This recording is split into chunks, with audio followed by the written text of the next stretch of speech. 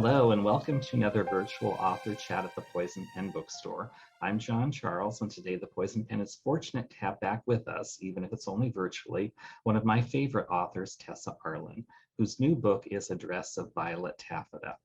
Before we begin our chat, I do want to let those listening in know that the Poison Pen does have copies of Tessa's new book on order, and we would be happy to put one aside for you or put one in the mail. All you need to do is go online or give us a call and we can make that happen.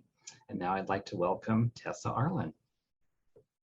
Hello, lovely to be with you again. I'm delighted you could be here too. I'm always fascinated by an author, kind of who they were before they started writing. And your own life story could almost be a novel before you became a writer yourself. Can you tell us a little bit about Tessa pre-writing days? Well, actually, rewriting days, I was just a stay-at-home mom. Well, did you kind of go around the world? Wasn't your father a diplomat or? Yeah, I mean, that was my childhood. It looks like a wonderful childhood, but after, being dragged around the world, which was great. I mean, I'm not, it makes you very comfortable with other cultures. And these were very different cultures, Far East and Middle East. But I was, when I was about 10, they decided that I needed an English education. So I was sent back to England to boarding school, which was a terrible shock because we were in Singapore and I went back to England and it was like autumn, and so everything was bitterly cold and colorless, it seemed to me. And boarding schools in that time were pretty strict, and the food was absolutely, it was kind of like post-war British food. Really dull. I think that's what made me always want to cook. I was always eating lumpy mashed potato and thought, surely if butter was put in this, it'd be better. But it was a wonderful childhood of sun and the tropics. Beautiful. Kind of discovered your love of history in boarding school. I think one of your teachers told you that history is just very old gossip. Yes, I was a bit of a daydreamer at school. I think that was another part of me. Was so horrified at being in England in English boarding school, the top of a very chilly, windy hill. I kind of went inside. I was a real daydreamer, and I had no interest or ability for math. I was appalling at that. But I had an incredible history teacher. She would talk in a whisper, and we would all lean forward. And she was a true historian. She was wonderful. She was elderly. And as you say, she used to say, history is just very old gossip. And then she'd make it live for us. So I think that and the English literature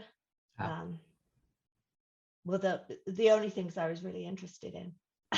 The rest of the time I just spent in my head. So my parents would be livid when they got my school reports. Well, it was probably practice for your future days as a writer.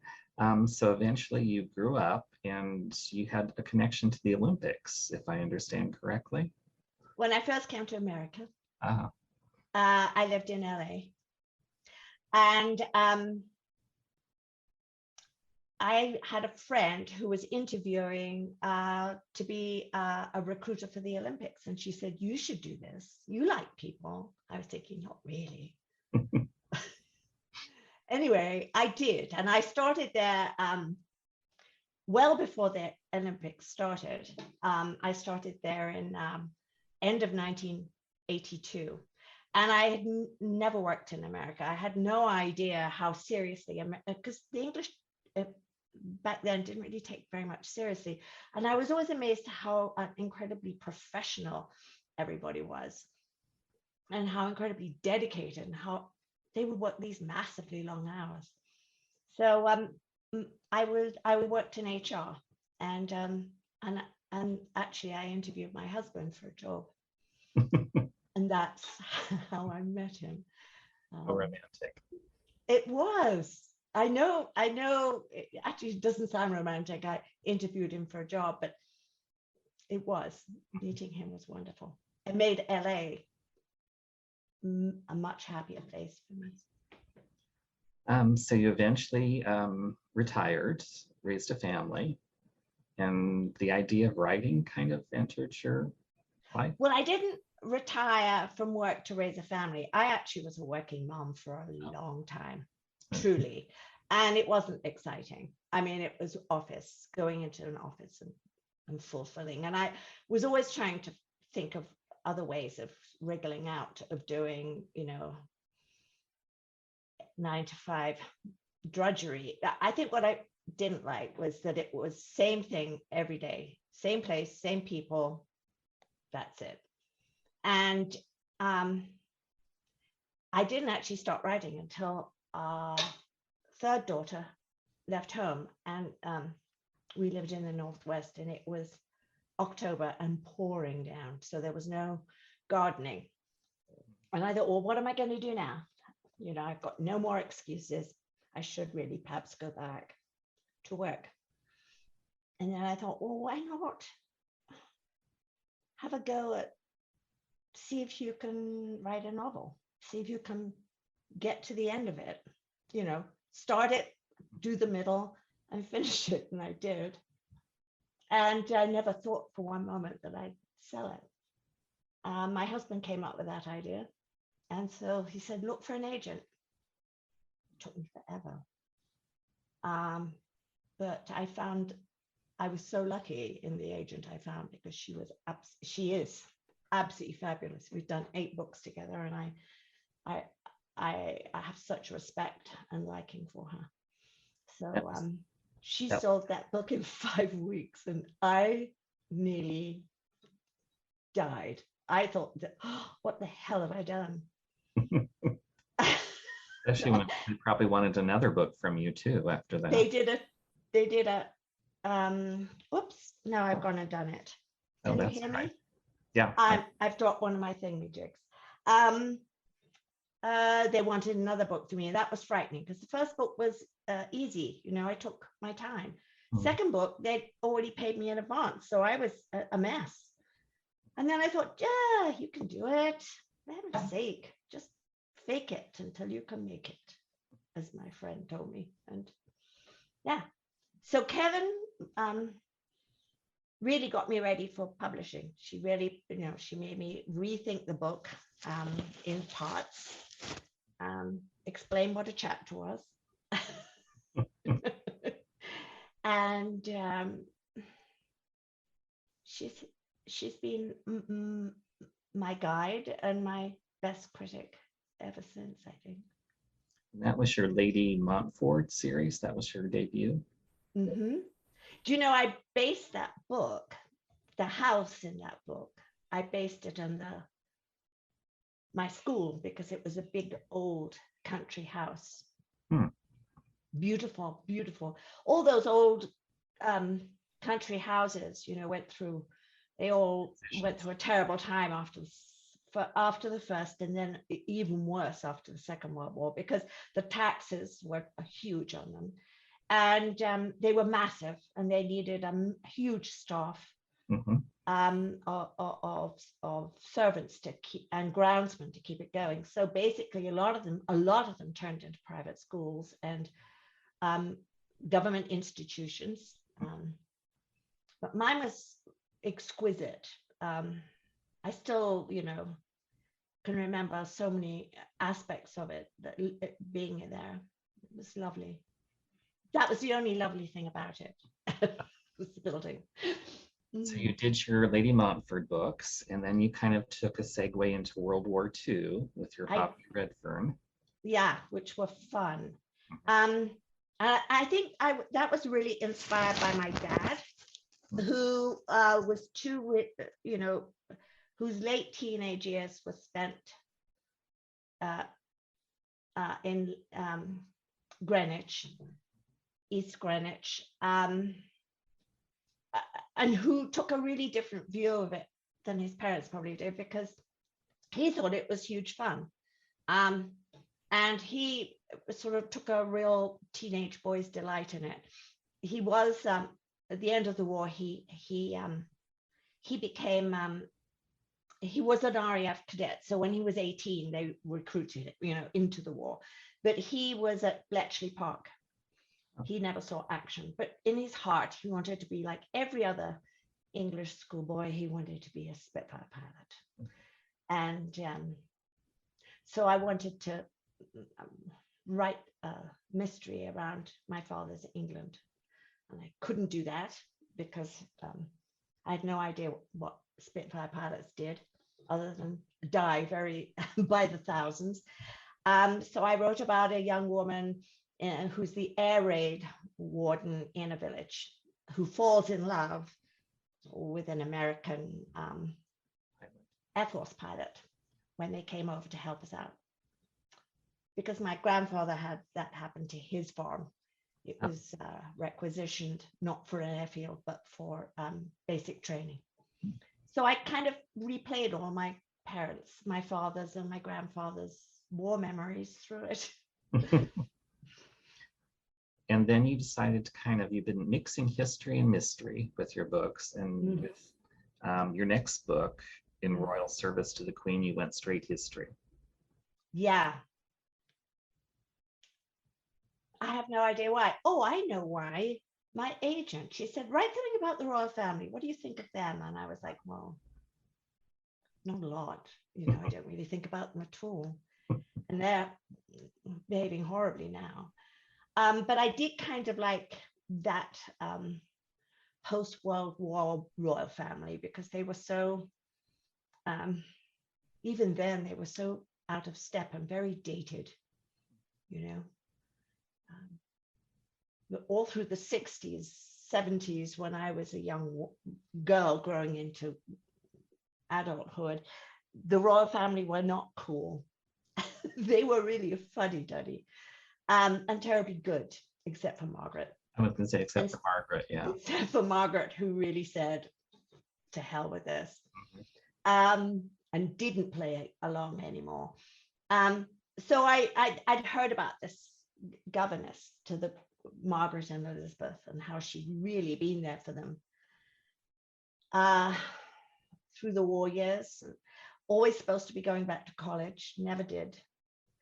I think they, as a family, don't let go of people that are, fulfill that necessary role. And she was adored by the girls, and she loved them. And she gave up marrying. She gave up an independent life for the two of them. And it all ended very badly. She was the first to kiss and tell. She wrote this delightful book. Delightful. Nothing revealing. Yeah. And she was chucked out of her Grayson's favorite cottage, denied her pension, and they didn't speak to her again. And so I told her story from her perspective, without being too heavy on the royals. Yeah. So yeah. Yeah, that's a very balanced view. And now we come to your new book, which was just published, Address of Violet Taffeta. Tell us a little bit about that. Another real life female protagonist. This is set, the story starts in 1893. And it takes a segment of a woman's life who comes from a sort of comfortably off family, but not an aristocrat, but a typical turn of the century woman, completely undereducated, raised to be pretty, a good wife and mother, and her husband is a drunk and a spendthrift, and he runs off when she's late 20s, 30, I think she was nearly 30. He runs off with a pantomime dancer, leaving her absolutely destitute with a 5-year-old daughter and an aging mother. and absolutely no ability whatsoever to earn her living in a way that wouldn't mean becoming a companion or a governess. But she did have this ability to make clothes, and she had as a child made her dolls' clothes, and they were remarkable. So she decides the only thing she can do is to make dresses. And her younger sister has married very well, husband, but he's also a bit of a rotter. But she has connections. And so Lucy Wallace makes an evening gown, and she wears it to a country house party at her sister's husband's place, hoping that it's so eye-catching and remarkable that people will ask her to make one for them. And they do. But she has attached to her quite a bit of a reputation, because when her husband divorces her, she thinks, that's it, I don't want him back. If he comes back and if I made any money, he'll get through it. So she divorces him, which in 1893 was an outrageous thing to do. And she also went into trade, which was a terrible thing to do as well. I mean, it just wasn't respectable. It just wasn't right for her background. But she's to hell with it. I've got nothing to lose. I have everything to gain. And I don't just want to make dresses, she says, as she's, finally paying her rent and putting food on the table. I want to be London's top designer. And that in Europe at the time was a male-dominated occupation. House of Worth, Doucet, Paul Poirot. I could go on forever. They were all Rue de la Paix, Paris, established. They made grand dresses for the rich, entitled, and here's Lucy. And she pulls it off. I mean, it's remarkable how the things she came up with. She was a complete innovator. She would. The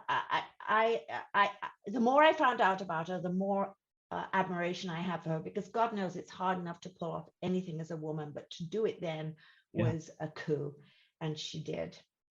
And she falls in love, remarries, and everything is going superbly. She's opened a salon in New York and Chicago. She's popular. She's loved. She's created she shows her new season's models. She's one of the first people to do a runway show. Yeah. She's designing costumes for the West End stage. And she is tacking back and forth on the Mauritania between New York and London. And then her husband says, let's book a passage on this new ship. And they do. Yeah. And it's the Titanic, Oh. which they survive. And then there's the aftermath of that, which is...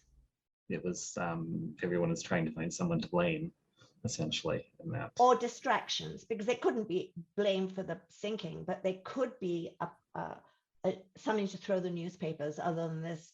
What do you mean there were only 20 lifeboats on the ship? What do you mean they didn't have a lifeboat drill? What do you mean they were going too fast into an ice field? They wanted to deflect all of that. They didn't want the shipping company that owned Titanic, White Star, they didn't want that to disappear in hundreds of lawsuits.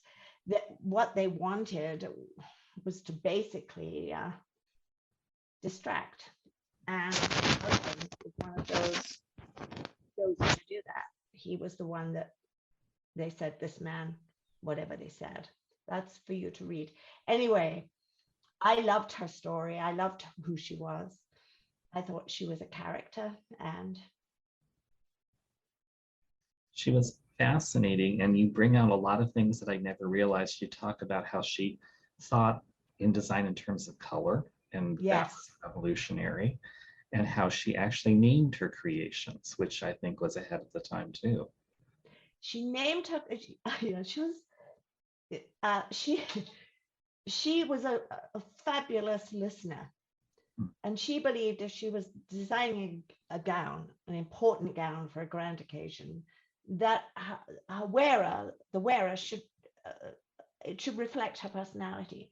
She used to call them dresses of emotion or the raiment of allurement. She was totally into that whole Edwardian, deeply feminine, slightly naughty, revealing. There were no more curvy whalebone corsets. Her lines were fluid and floaty, and her color sense was out of this world. And she really, I mean, her focus must have been huge. So she would design for the personality of the woman who was going to wear it. And of course, it mattered hugely in those days how you dressed. Those women used to change 4 or 5 times a day. Anyway, she used to name them, and they were great, especially when she did a runway show. You know, it would be announced, and here is Theodora wearing A Dream of Endless Summer, or what was the other one that I loved most of all? Passion Flower's First Kiss. I mean, they were all suggestive of romance and seduction, and it was so the time, you know, that early 1910s, before the First World War.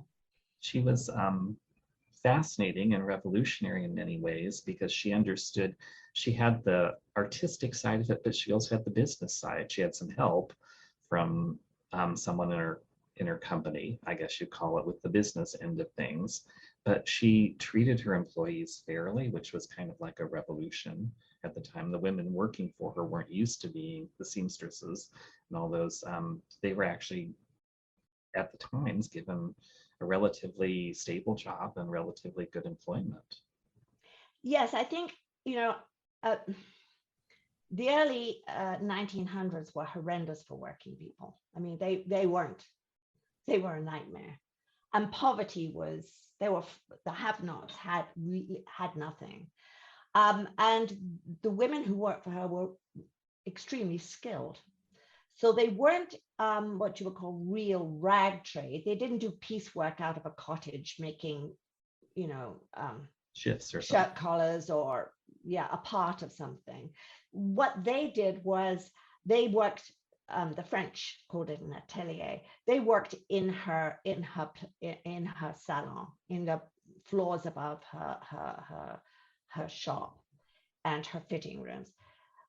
And she did. She kept her staff, which is a huge indication that she was good, because skilled workers were valuable.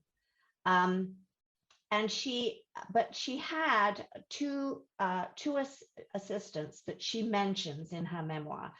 And her memoir, by the way, was written when things weren't so good for her, because she wasn't, after World War One, her style wasn't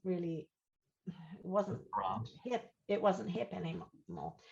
So her memoir, called Discretions and Indiscretions, or Indiscretions and Discretions, I can't remember which way around, was rather wistful. I mean, she certainly didn't have a problem tooting her own horn and claimed a lot of firsts. But she mentions 2 assistants, and one was this young girl, Celia, who she said worked incredibly hard, learned every aspect of the trade. And the other one was the secretary who was on the Titanic with her. Her last name was Francatelli. So I took those 2 women and combined them to a fictional character called Celia Franklin. And Celia gives us the point of view of what it's like not to have at that time, what it's like to be an orphan, what it's like to have had to, at some time in her life, she'd been in the workhouse, what it was like not to be hungry. And so when she becomes Lucy's maid of all work, she can only afford 1 servant. I wish I could only afford 1/7. She she is incredibly bound to Lucy out of gratitude and also determined that they will be a success. So she takes over the whole business of bookkeeping and um, running the workforce, and they become really good friends. I mean, really close. The sort of friendship that comes out of the sheer need to make things work. And so I love writing Celia because she's absolutely different. She's so practical, and Lucy's a bit Lady, yeah. She's creative and temperamental. Yeah, I love writing that book. I had so much fun. You can tell there's just so much in the book to enjoy. And if Lucy was not a character enough, we introduce her sister Eleanor, who had to go kind of earn a living too because her husband liked to spend money that he didn't bring in. Yes, her husband. I read so much about her husband. He was such a character. He well, I think she helped him too. They got money, and then what happened was he wanted to be accepted by them all for a set, and so he led a very lavish, generous lifestyle, and she ends up writing novels. And she doesn't just write novels, she writes pretty racy stuff. For the time, yeah. For the time, yes. Have you, by any chance, read 3 Yes. Weeks? Years ago, 3 Weeks, I think, was her kind 3 Weeks was her big bestseller. You people would always reference tiger skin or something like that, and you had to read the book to figure out what they were talking. So shall I tell you the tiger skin doggerel? So after it came out, it was banned, and everybody was shattered. And it was really just kind of silly. But she made a huge name for herself and made a fortune out of this book. So people were saying things like, would you like to sin on a tiger skin with Eleanor Glynn, or would you rather err with her on some other fur? Mm-hmm. And somebody said to me the other day, the English aristocracy was so mean, weren't they? And I was like, yeah, they were, and they didn't keep it. Mm-hmm. It was, but I read some of that book and it was actually rather endearing. Mm-hmm. But she was flamboyant. Lucy wasn't really very flamboyant, but Eleanor Glynn was. And she was the spectacular one of the two. She had that. Well, she went to America for a book tour, or probably several times, I believe, and people were lined up like she was a rock star or something. Well, I think she was. I'm trying to remember the names of those amazing writers. Was it Jacqueline Suzanne? And yes. Do you remember those? Collins. Yeah. Yes. Mm-hmm. All those. That's actually a very good combo. She was. Yeah, comparison. She was like the Edwardian version. And she ended up in Hollywood, and she wrote for the scripts for the silver screen, and she ended up directing too. So she also led a very, and both of them had their time. Do you know what I mean? They had their time, and then after the war for Lucy, it was a slow decline, and the same for Eleanor. So, yeah. Let's talk a little bit about research methods, because one of the things that I really admired most about your book, and there's a lot to admire in it, was how you are able to give the reader an impression of Lucy's designs when we can't see them on the page. You can't see a picture of them. You have to use words to create that image in the reader's mind. What kind of research tools did you use to kind of ground yourself in her work and her life? Well, I was very lucky because I was in London with my husband. It was February, horrible, cold February. And we popped into the Victoria and Albert, one of my favorite London museums. And there happened to be an exhibition of Lucille, which is Lucy's label. And I'd researched for the Lady Montfort series, so I'd heard about her. I'd heard that she was very ambitious and that she was a little arrogant. And she's in Downton Abbey. Julian Fellows referred to her in Downton Abbey as that woman who owns a shop. So she wasn't really, she didn't strike me as being a very sympathetic character. Oh God, that's my other thing. That's all right. Don't worry about it. I didn't completely lose it. So when I saw these dresses that were absolutely magnificent, and they'd been really well preserved, there weren't a lot of them because clothes don't keep that well. Mm-hmm. The thing that hit me the most, apart from the incredible color, the amazing combination of colors, she had this gift of putting hues together so that the dress actually looked like it was moving. It had a sort of shimmer. And the line was beautiful. And then, of course, the detail they were works of art. And I was spellbound, truly I was. And I love beautiful things. I mean, I'm very visual. So the impact was huge. And I was like, oh my God, I have to write about this woman. Because there was something, there was a lot of wit to her design. She wasn't just churning out grand dresses. They were spectacular. So there wasn't much about her, but the V&A did have a sort of coffee table book of her designs at about 1906. And they were all her drawings because her grandson had donated them to the V&A, and it was her journal.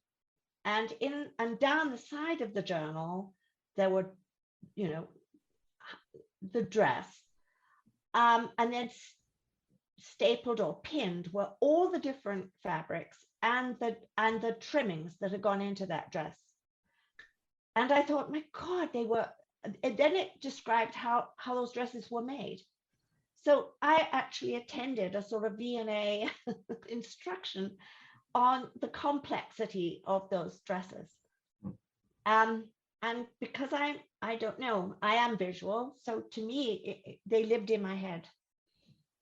There was one dress in particular, I can see it right now. It was absolutely gorgeous. A sort of green gold, layers of very fine silk and chiffon. So when it came to, I hope I didn't overdo it, but when it came to, her working on a dress, I would imagine those incredible clothes. Well, I think that was the late 19th century was really the beginning of the idea that fashion could be an art. It was not just something that women bought and wore. This was something that you really... Oops, we've lost you, Tessa. These clothes. Have I gone? Yep, there you go. You're back. We went on to do all those wonderful 1960s designs, right? Mm-hmm. Pierre Cardin, I'm trying to remember all those names, and I'm so bad at names. Mary Quant, they became art forms, and they go on exhibition. Yeah. But there was another designer in France called Paul Poiret, and he had a life career as long as Lucy's. He designed the most incredible things. If you have a moment, you could Google Paul Poiret. It's like Poirot, but with an E-T. And see his incredible costumes. He did stunning stuff. And when the Russian ballet came to town, Leon Bakst, who was the set designer and costumier, also took the whole of that time of fashion another leap forward into Orientalism, as they called it, and wild colors. And again, Lucy was there. She was enthralled. Let's take a little sidestep and talk about the writing process in general. I found it interesting that two pieces of advice you frequently give are always write the book you want to read, and a book is 1/3 writing and 2/3 editing. Can you talk a Uh, little about that? well, the 1/3 writing and 2/3 editing is really true. I mean, there's more to writing a book than having a great idea that stimulates you and should stimulate you into writing it. And the other, and then it's slog. I mean, I can't tell you how often before you even you know before you even submit to your editor, you had 2 or 3 good goes at it, and then you have to wait, and then she'll come back and give you her thoughts, and you know, if you're lucky, you have a good one. I'm very lucky. Then there's all the copy editing, and it just goes on and on and on. With me, copy editing is huge because I first of all, you know, do you remember I was a girl at school who was always daydreaming instead of learning the rules of semicolon. God, I felt I've learned a lot about punctuation. Yes, I have. I had one copy editor who used to get really angry with me, like, well, what do you think it should be? And I'm like, oh, I'm sorry. So that's and you can change bits in your story right up until you know, Final edits, yeah. yeah, first pass, when you're checking only for your for mistakes that have happened in all this changing. So all of that happens, but to me, the thing that I love the most is actually coming up with the idea. Somebody says yes, and then I really love the research, which I've already done, and then the writing. And you should never look at the New York Times or USA Today bestseller list and try and work out What to write, yeah. to write, because it's 2 years away, and trends will have changed. And not only that, it's got to be something you care about. Mm-hmm. And God only knows, if I could work out a bestseller, I would. But what really keeps me going forward in this strange business is that I really enjoy writing. And it shows. If you don't mind, let's talk a little bit maybe about you as a reader. I know you've had a lifelong passion for C.S. Lewis, but what have you read recently, or what is on your reading sites that you might want to share with others? I look down because I'm bad at names, but I have just finished reading a really wonderful book by Kerry Ma. Okay. It's historical fiction, and it's set in the 20s. It starts in the 20s, about Sylvia Beach, who was the woman who started the American bookstore in Paris, Shakespeare and Company. And she was the center for all the American writers that hung around Gertrude Stein and who flocked to Paris during those rather dreary years of Prohibition and everything that kind of clung to that in America. And it's called The Paris Bookseller, and she writes a fabulous story, because Sylvia Beach was the woman who actually published James Joyce's Ulysses when it was a banned for being obscene or something like that. For being obscene, yes. And I love the fact that he could have been arrested. When it was published, there were tons of people. Oh God, I wish I keep this thing in. There were tons of people who could buy this book on subscription. So that's how they published it. Oh. And then they had to smuggle those books that had been already bought, right? Mm-hmm. They had to smuggle them in from Canada, individually. I mean, can you only imagine? And then, of course, he became huge. But that's definitely a book to read, and I really loved it. Okay. Then another great, if you like World War II and you like The Resistance, Erica Roebuck wrote a fabulous book called Sisters of Night and Fog. Yeah, that's the one with Coco Chanel, isn't it, or something to do? No, that was the one with Special Operations Executive Winston Churchill's Oh, spies, a woman called Violet Szabo, and then an American socialite, and I can never remember her name. So I'm not even going to try. I think her name was Virginia something. Anyway, yeah. they were, of course, she manages to write this account of these two women and to blend their lives together without it becoming too ugly. What happened to them was ugly. Yeah. And it bears out my theory that we can write about heavy, ugly things, but I think we should never use heavy, ugly language to do it. Otherwise, it's too over the top. It's too overwrought. Mm-hmm. But Erica Roebuck has a wonderful touch. Yeah. So she, you're not flinching all the way through this book, or like skip reading a bit because it's just too much. But she addresses some heartbreaking topics.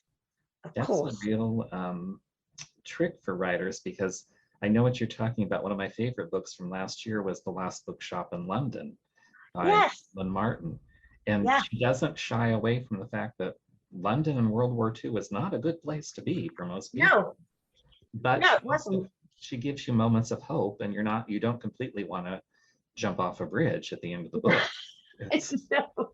I've read some books recently where I'm going, oh no, get through this bit quick, because we don't, we do need to explore awful things that happen. We mustn't forget them, but to relish, that's what it is. There's something vicarious. And what I loved about Erica's writing was that she was talking about something horrendous, but you weren't living vicariously through it. And so I heartily recommend that. And I was thinking of writing about Churchill's wife, Clementine. But I'm not going to, because Marie Benedict did it so well. And I'm just like, no, not going there. She's such a solid writer, Marie Benedict. I really loved her. I love all her books. And I'm waiting for a new and very talented writer, Alka Joshi. I'm waiting for her third book to come out. Oh. She wrote The Henna Artist and The Secret Keepers. Yes. Mm-hmm. I think her new one, The Perfumer of Paris, or something. Yes, like that. Yeah. That's right. I'm waiting for that to come out. I want to read that very much. Because my parents were in India for quite a while.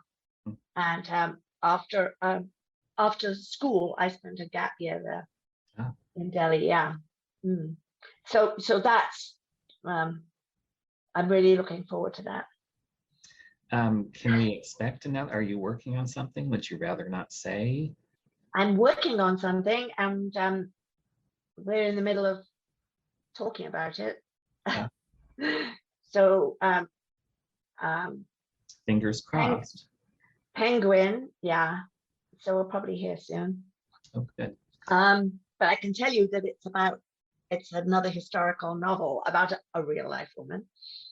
And it's set in between 1933 and 1938. And she's another fascinating rule breaker. Well, we can all think about that and try to guess before it becomes a work of published.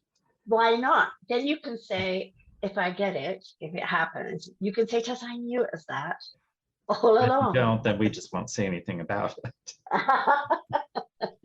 Oh, yeah. Now, before we run out of time, and I can't believe it's gone by so quickly, how can readers discover more about your books? Do you have a website? Are you on social media? I'm on, my website is tessaarlen.com. Okay. And my, blanking, Facebook is Tessa Arlen Author. And I joined Instagram, which I love. Oh. because I love the visualness. And Yeah. if you want to see what Lucy's dresses look like, I've got quite a few that I had to get permission to put up there of her gowns that are still around. And that's on Instagram. Okay. And I'm Tessa Arlen on the Instagram search thing. And that's it. Well, that's certainly enough for anyone to keep up with. Oh, I Lord, cannot believe we're already out of time. It's been just a delight having you here, Tessa. Your new book is A Dress of Violet Taffeta. We also have some of your older titles in stock at the Poison Pen, and I would encourage readers to explore those as well. You're extremely talented and gifted writer. And I can't wait for your new book. I'm already thinking of women in the 1930s who were rule breakers and trying to come up with awesome. There weren't many. No, there were hundreds. We just don't hear about all of them. No. Or they were quiet rule breakers. But I always look forward to my yearly chat with you. Hopefully sometime we can have you back in person when things are a little bit more settled. Yeah. How is that going there for you? It's ups and downs. It's better than it was 2 years ago or even a year ago, but it's one of those things where it's almost like 2 steps forward, 1 step back. But that's life. You muddle through, as they say in England, I guess. We have been muddling through. We just have to keep on muddling. Doing it. Acceptance is a really good route to that. And chocolate. And chocolate. Yes. Well, I'm the other girl. I'm the glass of red wine girl. But if I don't have a glass of red wine, it's definitely chocolate. There you go. Well, thank you so much, Tessa. Thank those of you listening into this virtual author chat at the Poison Pen. We look forward to having you come back next time. Thank you. So lovely to see you again. Hello. We hope you're enjoying our programs and podcasts with authors. We'd like to expand them, and your help would be appreciated. Please make a donation at poisonedpenfoundation.org. 100% of the proceeds will go to help connect authors with readers in this difficult time. Thank you.